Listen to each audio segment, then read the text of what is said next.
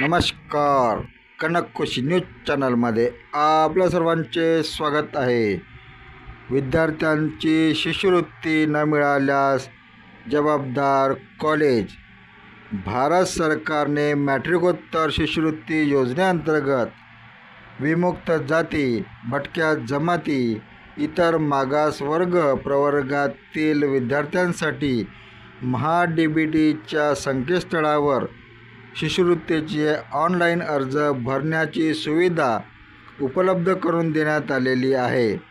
मात्र जिल्ह्यातील 3155 विद्यार्थ्यांचे शिष्यवृत्ती अर्ज अजूनही भरल्या गेलेले नाही. 7287 विद्यार्थ्यांचे अर्ज महाविद्यालयांनी प्रलंबित ठेवल्याचे धक्कादायक प्रकार उघडकीस आलेला आहे. समाज कल्याण व इतर मागास बहुजन कल्याण विभागाने वारंवार सूचित करूनही याकडे कानाडोळा केल्याचे, ज्या महाविद्यालयाकडे मोठ्या प्रमाणात अर्ज प्रलंबित आहे त्यांनी लवकरात लवकर अर्ज सादर करावे. न केल्यास त्यांच्यावर विभागाद्वारे कारवाई केली जाणार आहे. विमुक्त जाती, भटक्या जमाती, इतर मागासवर्ग प्रवर्गातील विद्यार्थ्यांसाठी केंद्र व राज्य शासनाकडून संयुक्तपणे भारत सरकार मॅट्रिकोत्तर शिष्यवृत्ती प्रदान केली जाते.